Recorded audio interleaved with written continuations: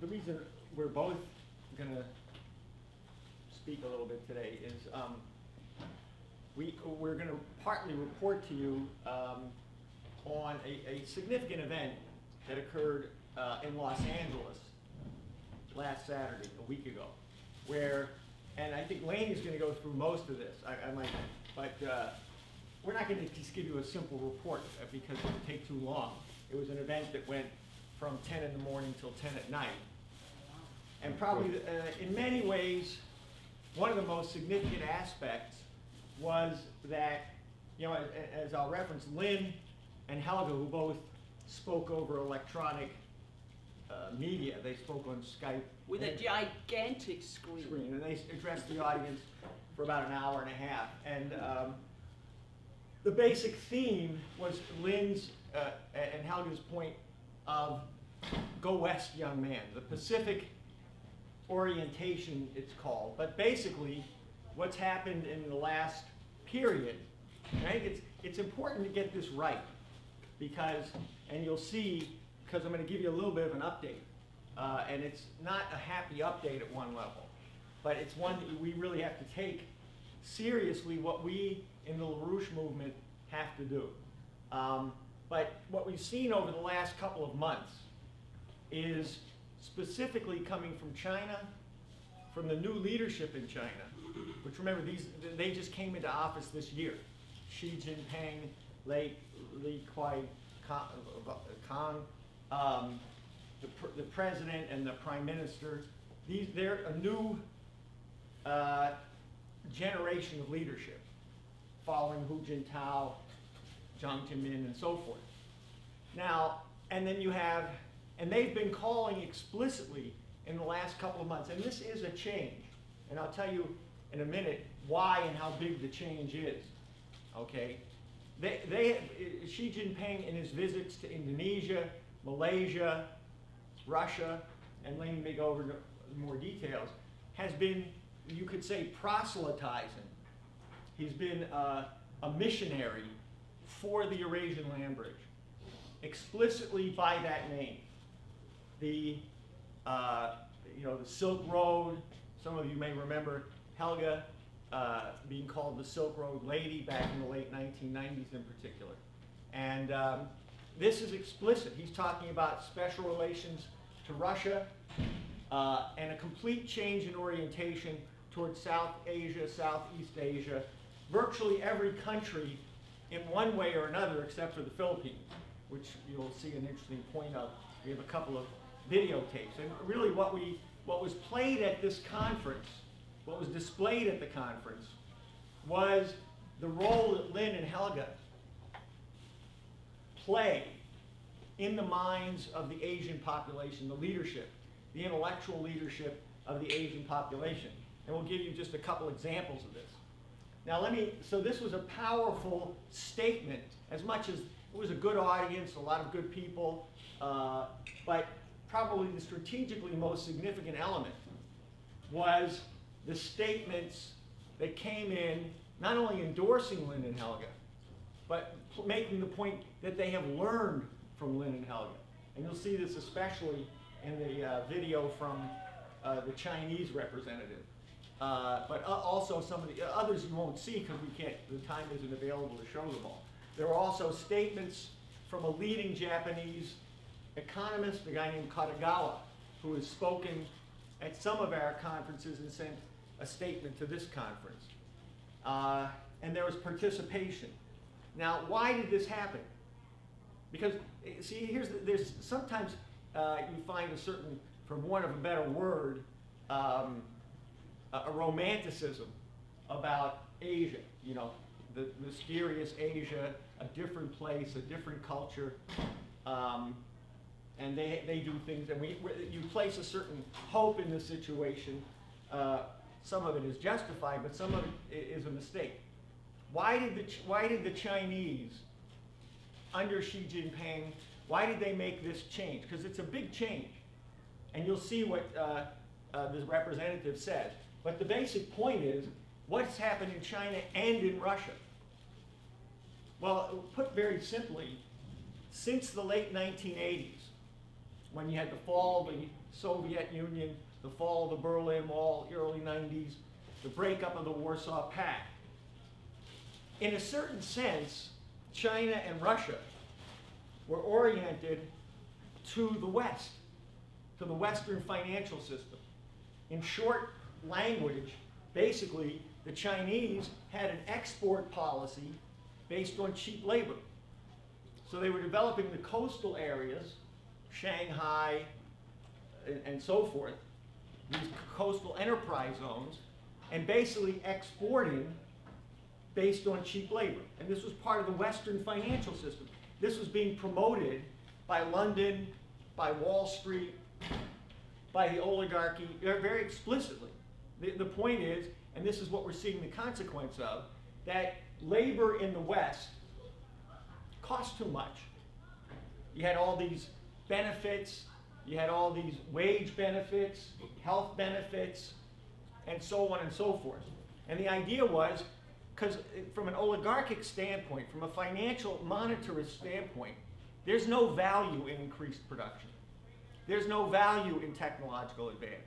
The only conceivable value that a monetarist would find in science is weaponry. Sometimes they realize they need the weapons because they might have to engage in a military expedition. But otherwise, they don't want progress. They don't want the population to develop. And so they, in this case, what they said is, you know, we're massively in debt. You had the blowout of the savings and loans. You had the debt crisis of the third world in the 1980s. So what did they turn to?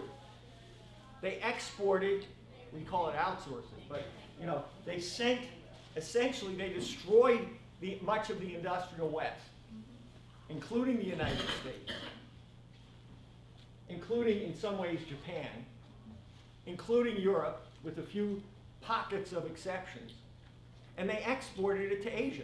In fact, you know, at a certain point, the Chinese also had to face the fact that there was cheaper labor in Bangladesh, cheaper labor in Indonesia. And indeed, they were being outbid on the cheap labor market. But that is only part of what happened. Now, what really occurred is with the massive speculation of the 1990s and the early part of this century, the rate of accumulation, of looting, that was required by the Western financial system was really too great for anybody to handle. Trillions and trillions were being rolled over. Of course, the Chinese were buying American debt at a fabulous rate.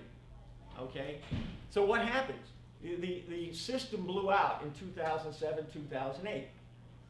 And anybody running a country like China has to deal with things on a much different scale. He can't say, like the average person might, well, the system is dead, but I might make it.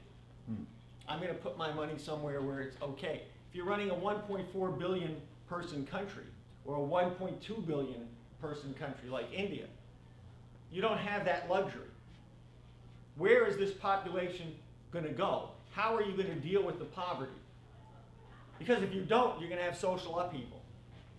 And they've had it before in China. So the Chinese basically recognize at this point, and I really don't think it's been until the recent point, that indeed the policy of the 1990s and the first decade of this century was no good for China. They would not be able to develop. They wouldn't be able to continue the export policy because the markets in the West had collapsed. Europe has collapsed. The United States has collapsed in terms of the actual purchasing power of the population. It doesn't work anymore. They're slashing wages in the United States. They're going after entitlements. They're going after health care. Europe is the same thing. Take Greece. Okay? They're destroying countries. And so the Chinese say, what do we do now? How can we survive this? Keep in mind, they've got close to $1.5 trillion in US Treasury bills. Now, what happens if the dollar collapses relative to the Chinese currency? Well, they lose a ton of money. They lose their investment because it's not about money. It's about what does it do. So the Chinese recognize, and then you have another element. We've seen the explicit statement by the Queen of England and her cohorts, Prince Philip, you know, this crowd, the super environmentalists, okay, the Greens. These guys are completely crazy. All right, actually, I'll tell you something very ironic that might, I'm looking for the things that wake Americans up. Because, you know, Americans can be dense, okay? Now, Correa and Morales, these are the presidents of Bolivia and Ecuador.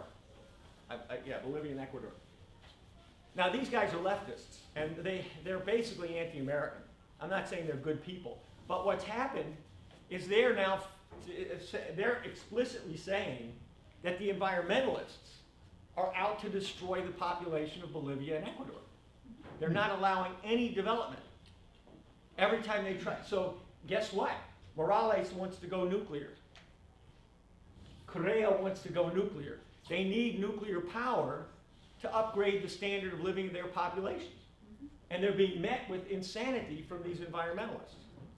So what you're getting, the Chinese, imagine that on a larger scale. What are the Chinese here? The Queen of England, Prince Philip, Wall Street in London, what are they committed to? Depopulation. They're committed to reducing the world population from 7 billion to maybe 1 billion, 1.5 billion, 500 million. Depends on what nut you talk to. But they're all in that range. That was the Queen's Excuse me. Hold on. Right. Let him finish what he's finishing, then you can ask questions after that. Okay. Don't interrupt. Just let him finish. So the Chinese are saying, here's some arithmetic for you. If we're going to reduce the world's population from 7 billion to 1 billion, and the Chinese are 1.4 billion, how many Chinese are you supposed to kill? I mean, if the only people left in the world were 1 billion Chinese, that would mean 400 million had been killed. So the Chinese, the handwriting is on the wall.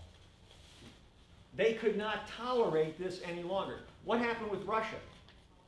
Even the Indians are coming around because the Indians are 1.1, 1.2 billion people. What's been their development by accommodating to the Western financial markets? None. They've been outstripped by China, and they now face the fact that they've got to develop. What about the Russians? Well, what happened to the Russians under Yeltsin in the 1990s? They were destroyed. They went bankrupt in 1998, 97, 98. They went into the financial markets. There was massive speculation in Russian government bonds, and the Russian economy collapsed.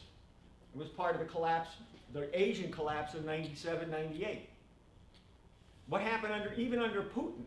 He tried to accommodate himself to the West. In fact, his leading financial expert, Kudrin, is a complete monetarist. He's still in. But Putin faced the reality that Russia was being surrounded. The US was not willing to even negotiate over the ballistic missile defense. Their economy was a no-growth economy. They also held about $500 billion in US government debt. And so the Russians realized that they are under attack, and economically, financially, they can't survive the present system.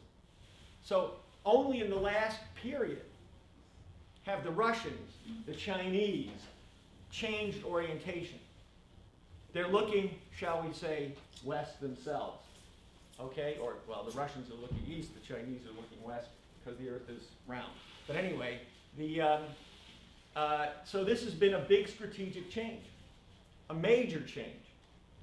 This exists, and this represents a basis for the United States, which would be the key element in this.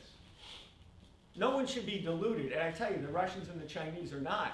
They just may be a little on the desperate side. there's no illusion on their part that they can do this without the United States and without salvaging something from Europe. The problem in Europe is you have no sovereignty, none whatsoever. They're run by the European Union. They have largely a single currency.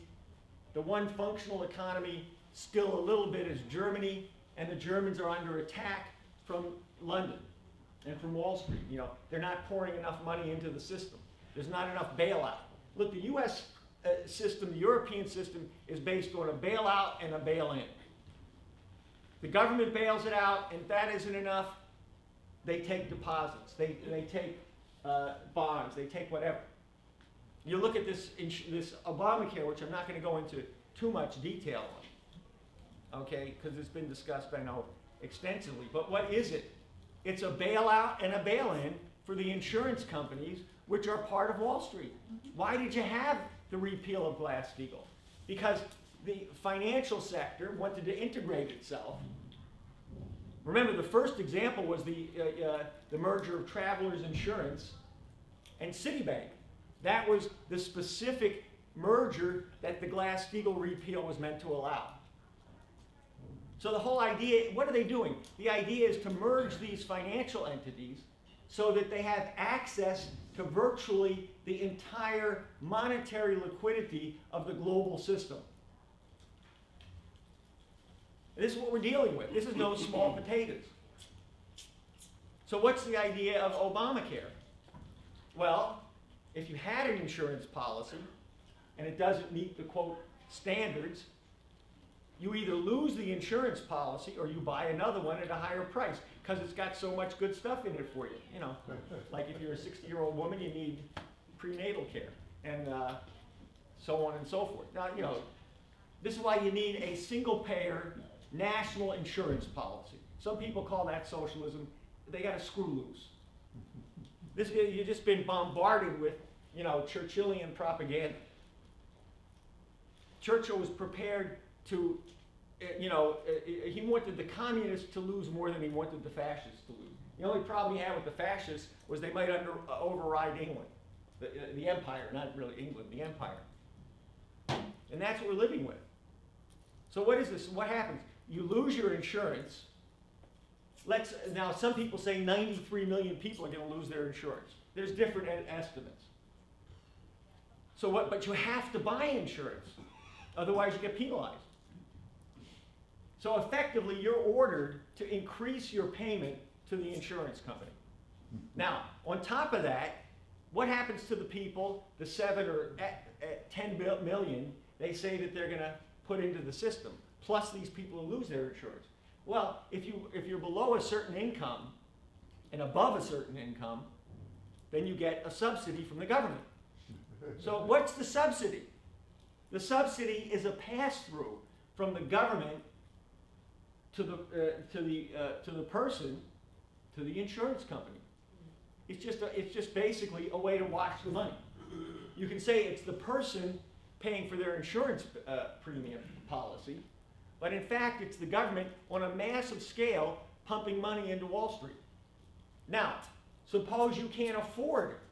Suppose you make too much money and you're not going to get a subsidy, but you still have to buy health insurance at a greater pay scale than your previous insurance.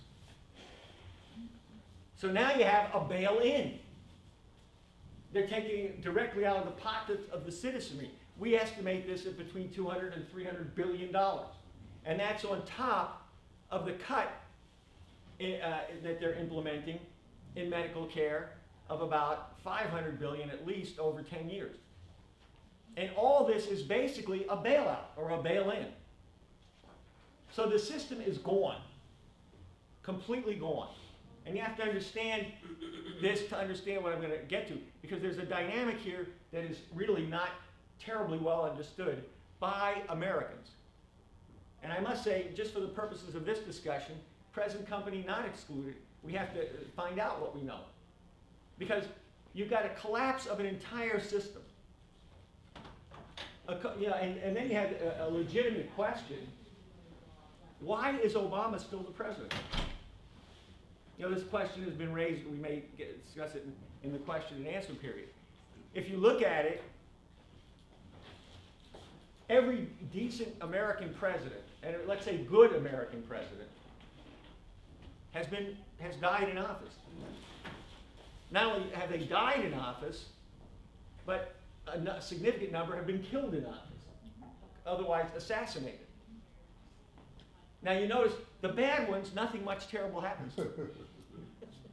You know, Nixon got ultimately impeached because he was a little far gone. He was ahead of his time at a certain level. They weren't quite ready for the NSA in 1971. Today they're ready for it. Today they're going to implement this kind of policy on a global scale. That's what Nixon was up to. He was a little, you know, they didn't want it then. And there always are faction fights that go on at the leading levels. But you look at this, from the time of Andrew Jackson, which was a traitorous takeover, the closing down of the U.S. Second National Bank, the rise really of the slave policy in the South under Jackson. From that point on, not that it didn't happen somewhat before in the case of Hamilton, but from that point on, Lincoln was assassinated, Garfield was assassinated, McKinley was assassinated, FDR escaped both a coup and an assassination attempt, and Kennedy was assassinated. Now there's other suspicious cases of the ones that died in office.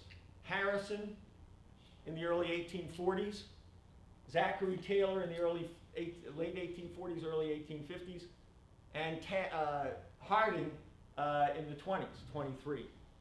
Okay? They were all suspicious cases. These guys sort of keeled over in office. I mean, maybe it's possible. In one case, supposedly they ate cold milk and cherries, and somehow that overdid it. In another case, they shouldn't have given a speech in the rain. That was Harrison.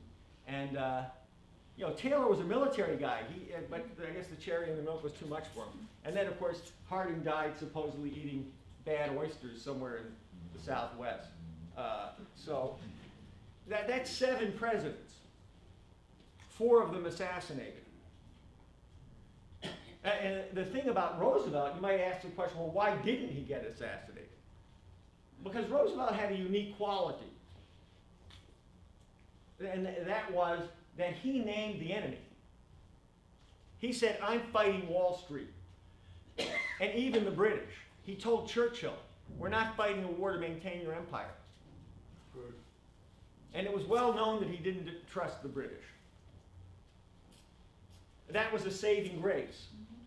I would say in Lincoln's case, he knew it was the British, but frankly, they were so intent on killing Lincoln that they went, you know, about it. Remember, when Lincoln was killed, he wasn't the only one targeted. So this is where Americans are often never land on this stuff.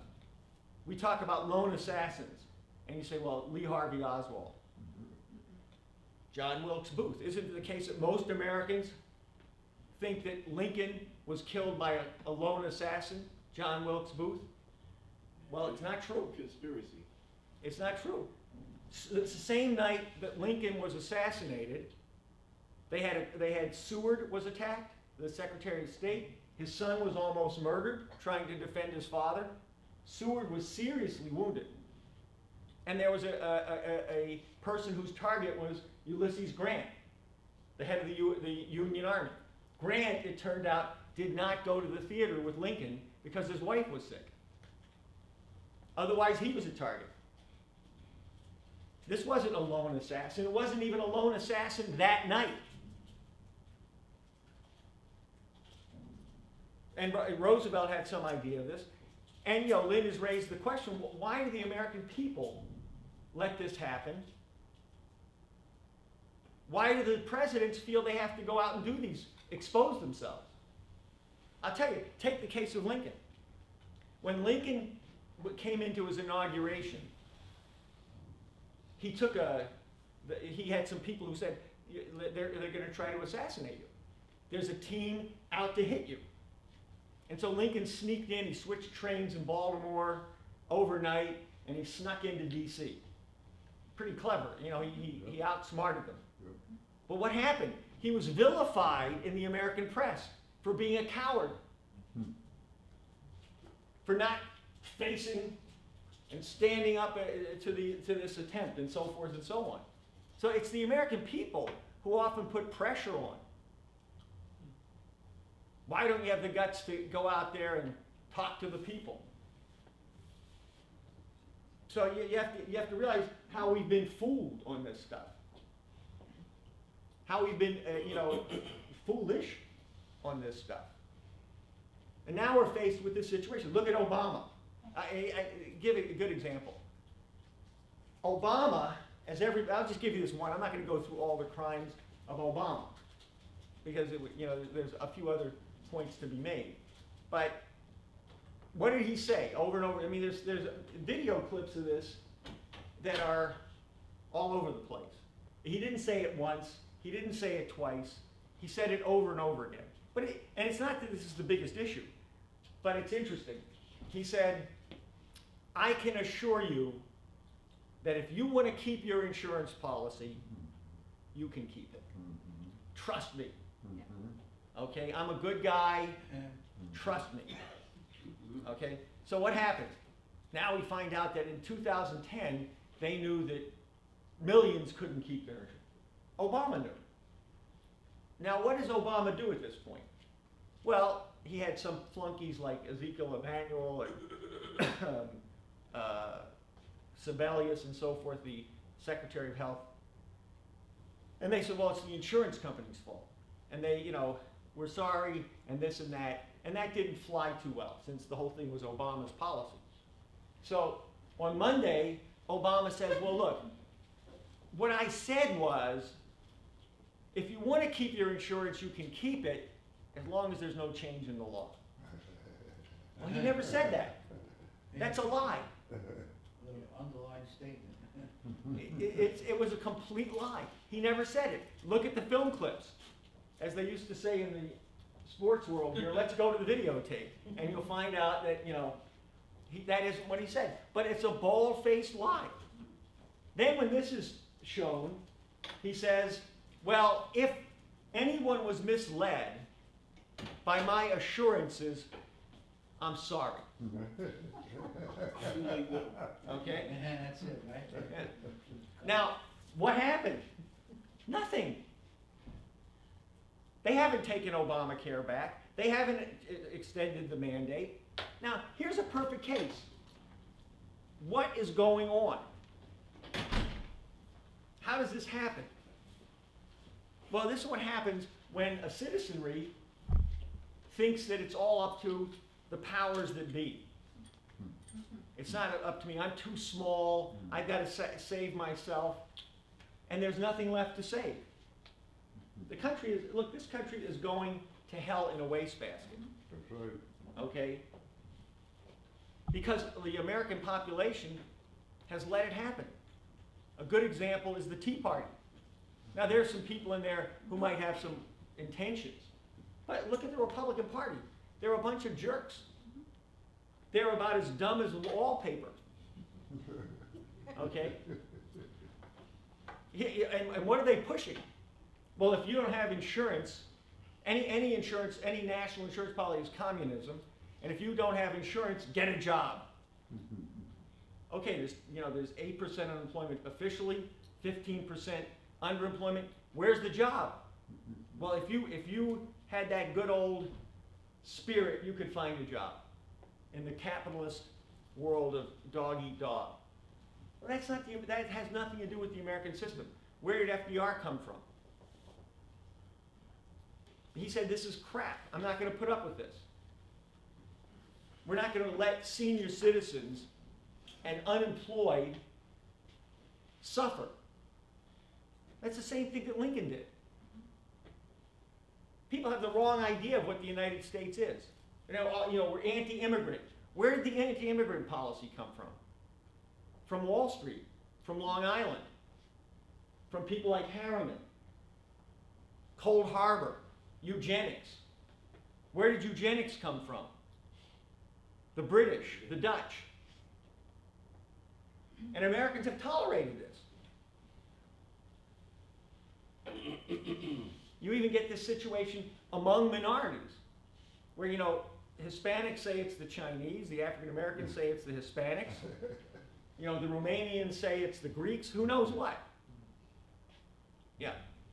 Where do we come in with the Chinese? Huh? What role do we play With China? China?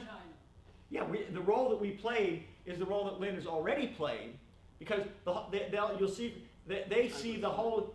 They see the whole capability to change their policy is rooted in the ability of the United States to back that policy up, to go with Glass Steagall, to reform the financial system, and so forth. So to the degree we raise that banner here, on Glass Steagall, on LaRouche, they will be invigorated in their efforts to change their policy. So that's, you know, now, let me take it to where we are, so that, you know, and to get a grasp of the situation. Because, as you may know, look, we're sitting, and this is important for people to grasp. We're sitting at any moment that we're alive right now.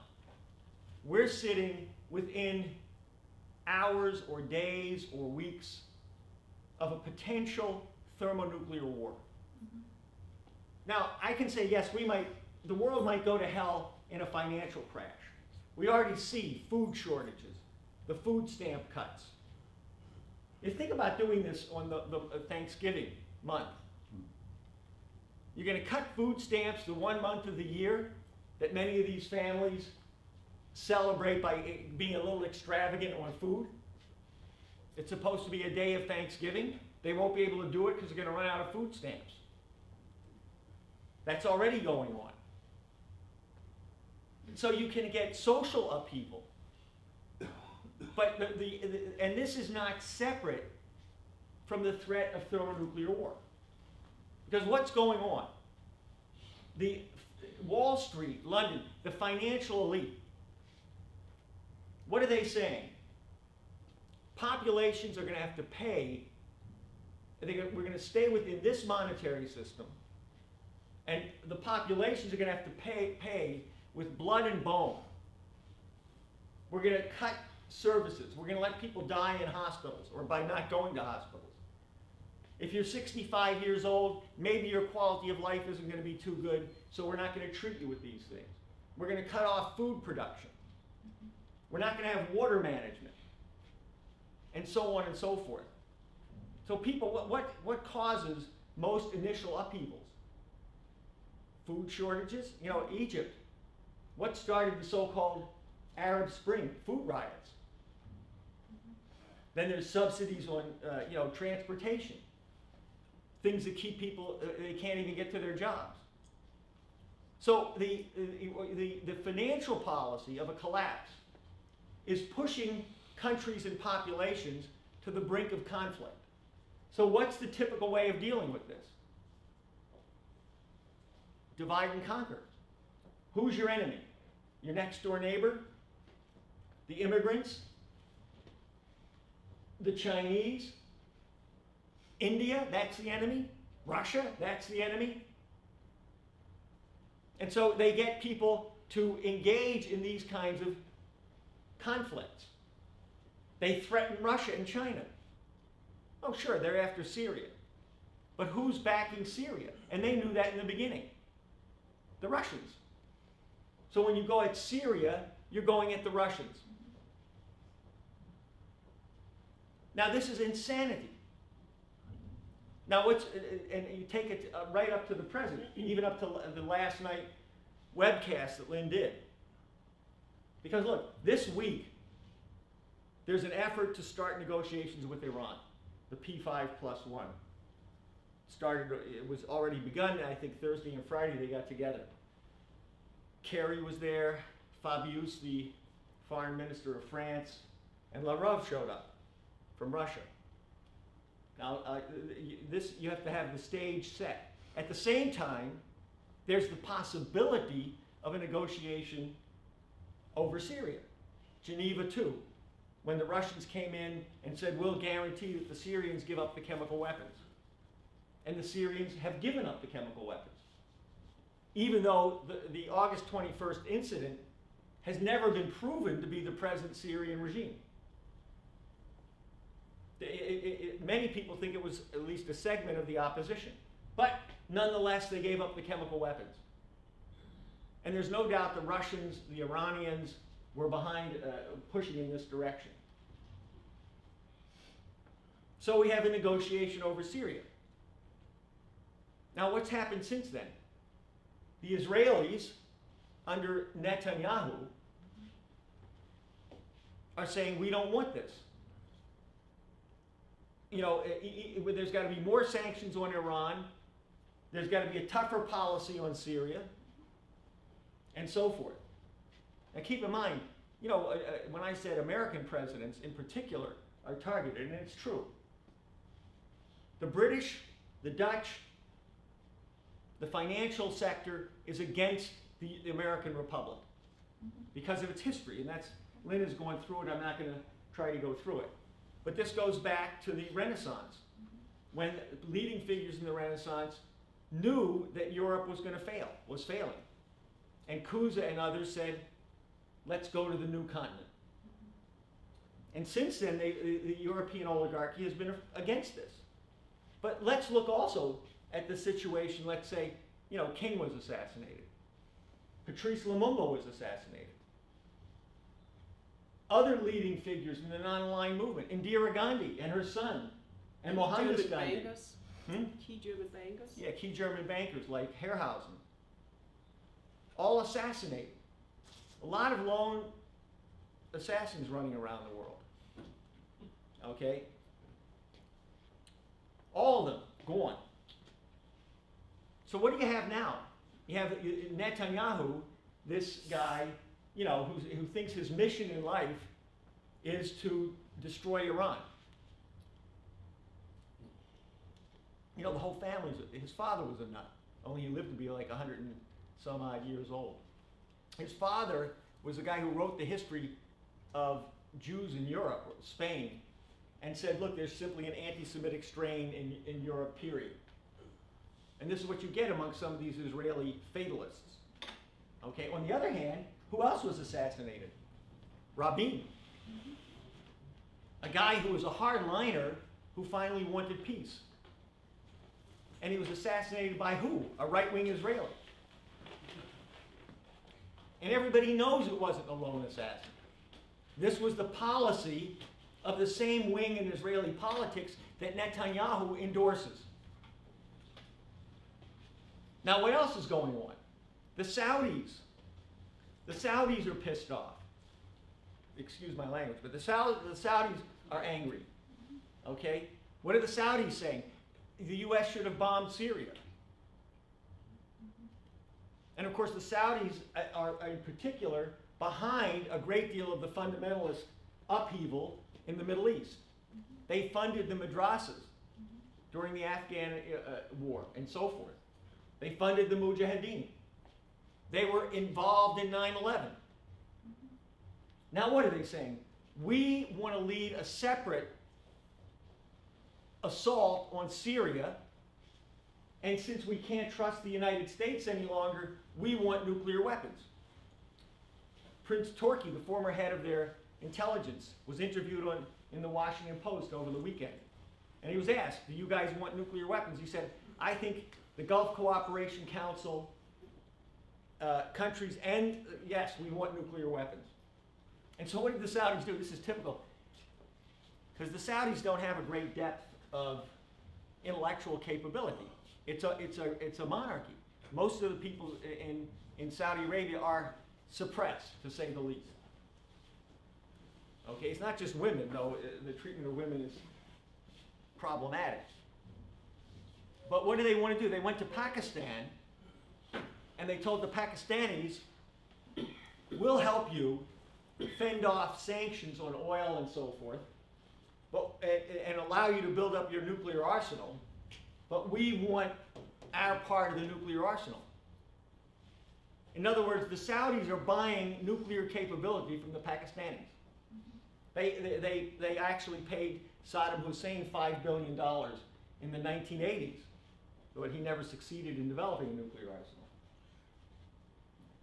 So you have the Saudis going essentially what we call a breakaway ally potential.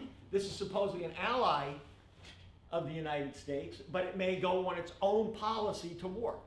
Or the Israelis might set it off. But actually, there's a whole bunch of things that might set it off. There's China and Japan. There's India and Pakistan. There's the Balkans. There's Northern Africa. We're sitting on a process that despite whatever people's intention may be, people are saying, well, would they intend to do that? Frankly, who gives a damn? As, Rhett Butler said to Scarlett O'Hara, frankly, I don't give a damn. Excuse me. It's all down right. Okay. Okay. Went by the city twice. Okay. Whether they intend it or not, and some of them do, there's certainly a faction in the British Anglo-Dutch oligarchy that intends nuclear war. But there's a lot that don't. But they intend to keep the empire. And you have to look at the Anglo-Dutch and the Saudis. You could say the faction in London that's tied into the Saudis, who play a certain role in this. As we've said, we have the material we've got on 9/11. But the fact is, yet you've got a globe that's being pushed to nuclear war. Now, what happens with these negotiations? What's already happened? The negotiations are not bad under normal circumstances. They could go in the right direction. Some people are genuinely afraid of nuclear war. It makes sense. Okay?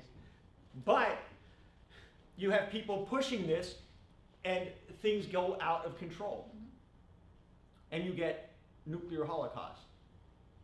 You get nuclear war. So what happens? What if these negotiations don't work? Or what if somebody doesn't like the outcome? For example, suppose we solve the Iran question, or begin to solve it. Do the Saudis go ape? Do the Israelis bomb Iran? And what happens then? What does the US do if the Israelis bomb Iran? And what do the Russians do? What do the Chinese do? Or suppose the negotiations fall apart. I'll give you an example that we have already. According to reports we have as of this morning. You have all these, as I said, you had Fabius in I think the negotiations are in Vienna on the Iran case, or maybe it's Geneva. At any rate, Fabius is there, Kerry is there. Lavrov came because the negotiations were not going well. Fabius is demanding that the Israeli concerns be taken into account. They're not even there. If you take Israel into account, the negotiations are over. Except to say, we're not going to let anybody bomb Israel. Okay, but that's about it. So what if the Syrian negotiations fall apart? If there's a demand from the Saudis, and they back the opposition, and they say, no negotiations unless Assad steps down, those negotiations are over. We're back to square one. Or I should say we're probably not back to square one. We're a lot closer to nuclear war. So this is the essential issue. That the whole system, it's a social, general breakdown, civilizational crisis now. You see bits and pieces of it. The economic collapse. The trade collapse. Look at the situation we have. Syria, they have the first outbreak of polio since 1999. Now, of course, you have a situation where the children in Syria are not being vaccinated. It's not easy to get a vaccination in the middle of a civil war. This threatens to spread throughout North Africa. They're going to try to inoculate 20 million younger people in the next 8 months in Syria, Lebanon, Jordan, Iraq, Turkey. Now, here's something to consider. Where does the polio virus come from? It's endemic in Afghanistan and Pakistan. Where do the foreign forces that are fighting in Syria come from? Some of them come from Pakistan and Afghanistan. The question is raised, is that where the polio came from? On top of a population that's being decimated. Now, if you let yourself think about it, it's a devastating situation. Most people don't want to think about it. The Chinese, last week, made it very public for the first time. I don't know if military intelligence knew this or not, but they made public for the first time that they have a strategic nuclear submarine capability. In other words, they can launch missiles from submarines that can reach the west coast of the United States, and in other circumstances, land-based missiles that can reach the east coast of the United States, and they estimate that they can get an immediate destruction of 12 to 15 million people. Now, why did they make this public now? Because not because they're going to use it against us, but because they want the Western powers to know that if they're targeted, if they're forced to defend themselves, this is what they have. Now, of course, the Russians, yeah, here's something that you got to consider also. The Russians, what do they have? They don't have a conventional force, not of a substantial sort. They're not going to match the U.S., etc., NATO on a conventional forces basis. They're not going to engage in little conflicts. China knows that they don't have the conventional capability. But what do the Russians have? They have a massive nuclear capability. Now, their problem is use it or lose it. In other words, if they sit and wait too long, they suffer the possibility of having their nuclear force significantly diminished. So they've got to make a decision. If they're under threat, do they use the nuclear weapons? That's their essential decision. The Chinese may have a slightly different standpoint, but they're saying, if we're attacked, we defend our population. So you're on a hair trigger, like parts of the Cold War. You're essentially back to the early 1980s, when the NATO had intermediate range missiles 5 minutes from Moscow. 5 minutes flight time from Moscow. And so they were preparing a first strike. And indeed, the buildup of the SDI in the United States forced the Soviets essentially into a flight forward, and it crashed their economy because their economy had too many problems. Now we're essentially at the same point on a much more fractured situation. The global financial situation is far worse. Now at this point, Americans have to think of something. Instead of this idea that we're, impervious, that we've got this super military capability. You know, remember what Hitler was like at the end of the war, Wunderwaffen. They were going to win the war with miracle weapons. Now, Americans tend to think we've got miracle weapons. We can't be touched. It's not true. If you unleash a nuclear war with the arsenals available to the United States, to the Russians, to the Chinese, secondary levels of arsenals in India and Pakistan, Israel, you have the potential to wipe out the human species, or to send it so far back it may never recover. Because the way extinction occurs is not the way people think. It's not that 7 billion people get killed overnight. You know, an hour and a half is about how long the exchange would last. But what happens? Radiation disease, but what more? You don't have people who can maintain cities, sanitation, water management, food, disease. You set in motion a spiraling downward collapse. And that's what we face. And let me tell you something. People think it's military. It's not the military. There are good military and bad military. After World War II,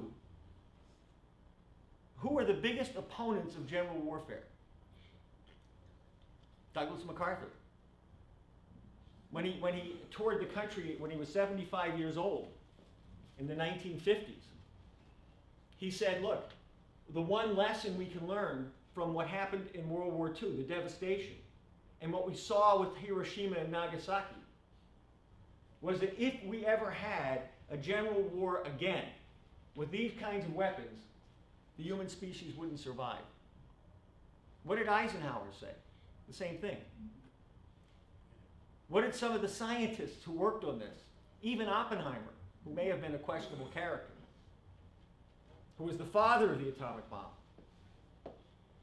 said, we can't do this anymore. What did Einstein say, who wasn't directly involved? We can't have this kind of thing. It's out of control. Nuclear power has peaceful uses that are a benefit to mankind, but nuclear war is a disaster. Now, the fact of the matter is, even as these negotiations go on, which could be for the good, we have to recognize that the dynamic in the world is such that we have to be clear as that we will not allow the use of not only nuclear weapons, but the policies, the process, the system. This has to go, and it has to go now. That means we have to implement Glass Steagall. Not because one policy simply solves the problem, but because you have to get rid of Wall Street. You have to get rid of London. You have to get rid of the monetarist system. You have to go beyond the point where you're worried that if Wall Street goes, you lose your pension. Your pension is lost. But even more importantly, the future of humanity could be lost. The future of your children and grandchildren. And as you know, the billions of unborn children, yet unborn, the future is lost.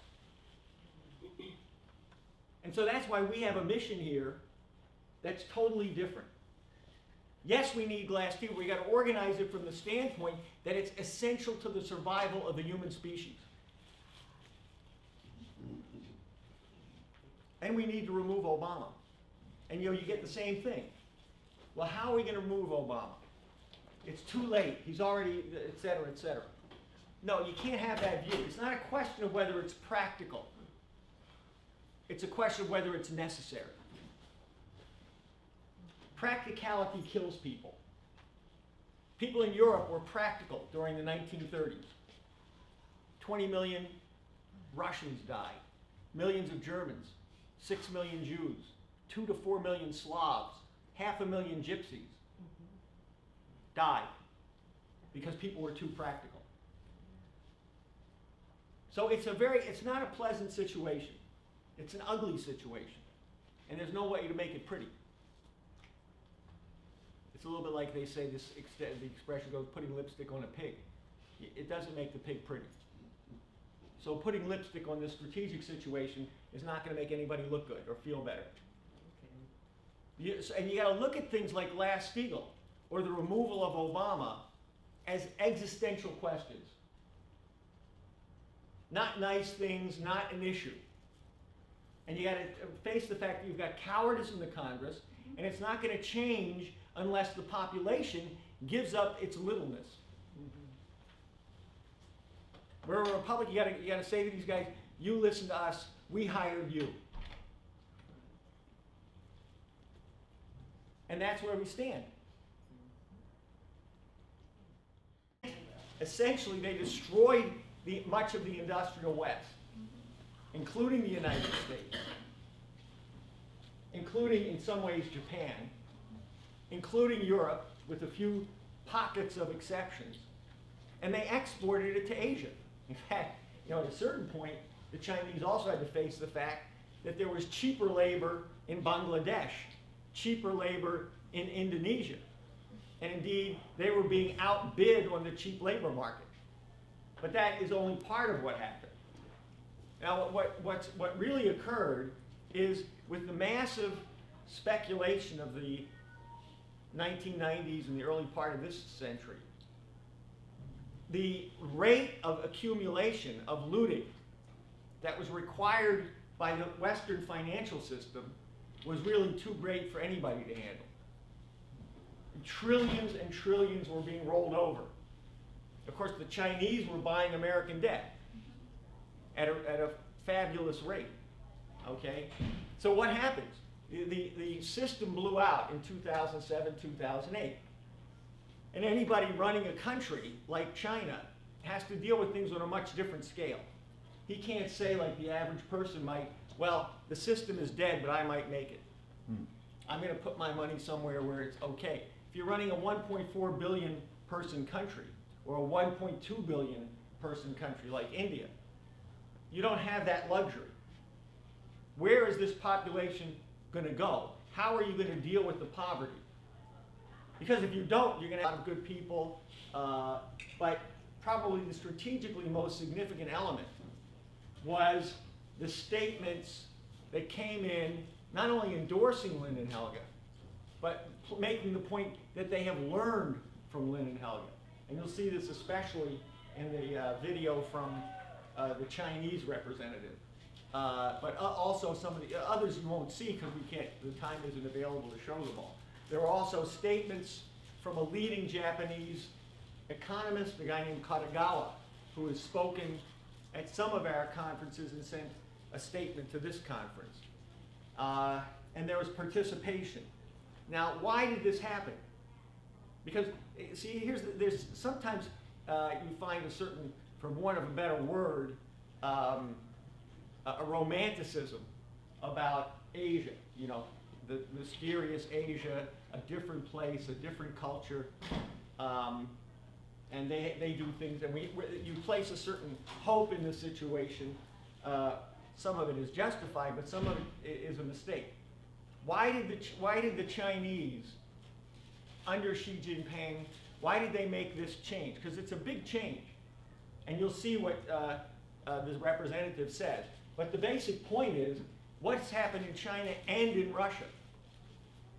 Well, put very simply, since the late 1980s, when you had the fall of the Soviet Union, the fall of the Berlin Wall, early 90s, the breakup of the Warsaw Pact, in a certain sense, China and Russia were oriented to the West, to the Western financial system.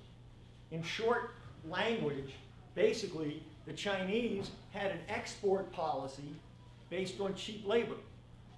So they were developing the coastal areas, Shanghai and so forth, these coastal enterprise zones, and basically exporting based on cheap labor. And this was part of the Western financial system. This was being promoted by London, by Wall Street, by the oligarchy, very explicitly. The point is, and this is what we're seeing the consequence of, that labor in the West cost too much. You had all these benefits, you had all these wage benefits, health benefits, and so on and so forth. And the idea was, because from an oligarchic standpoint, from a financial monetarist standpoint, there's no value in increased production. There's no value in technological advance. The only conceivable value that a monetarist would find in science is weaponry. Sometimes they realize they need the weapons because they might have to engage in a military expedition. But otherwise, they don't want progress. They don't want the population to develop. And so in this case, what they said is, you know, we're massively in debt. You had the blowout of the savings and loans. You had the debt crisis of the third world in the 1980s. So what did they turn to? They exported, we call it outsourcing, but you know, they sent Kong, the president and the prime minister. They're a new generation of leadership. following Hu Jintao, Jiang Zemin, and so forth. Now, and then you have, and they've been calling explicitly in the last couple of months, and this is a change, and I'll tell you in a minute why and how big the change is, okay? Xi Jinping in his visits to Indonesia, Malaysia, Russia, and Leni may go over more details, has been, you could say, proselytizing. He's been a missionary for the Eurasian land bridge, explicitly by that name. The Silk Road, some of you may remember Helga being called the Silk Road Lady back in the late 1990s in particular. And this is explicit. He's talking about special relations to Russia and a complete change in orientation towards South Asia, Southeast Asia, virtually every country in one way or another except for the Philippines, which you'll see an interesting point of. We have a couple of videotapes. And really what was played at this conference, what was displayed at the conference, was the role that Lynn and Helga play in the minds of the Asian population, the leadership, the intellectual leadership of the Asian population. And we'll give you just a couple examples of this. Now so this was a powerful statement, as much as it was a good audience. All right, well, the reason we're both going to speak a little bit today is we're going to partly report to you on a significant event that occurred in Los Angeles last Saturday, a week ago, where, and I think Leni is going to go through most of this, I might, but we're not going to just give you a simple report because it would take too long. It was an event that went from 10 in the morning till 10 at night. And probably, in many ways, one of the most significant aspects was that, as I'll reference, Lynn and Helga, who both spoke over electronic media. They spoke on Skype. With a gigantic screen. And they addressed the audience for about an hour and a half. And the basic theme was Lynn's and Helga's point of go west, young man. The Pacific orientation, it's called. But basically, what's happened in the last period, and I think it's important to get this right, because, and you'll see, because I'm going to give you a little bit of an update. And it's not a happy update at one level, but it's one that we really have to take seriously, what we in the LaRouche movement have to do. But what we've seen over the last couple of months is specifically coming from China, from the new leadership in China, which, remember, they just came into office this year. Xi Jinping, Li Keqiang,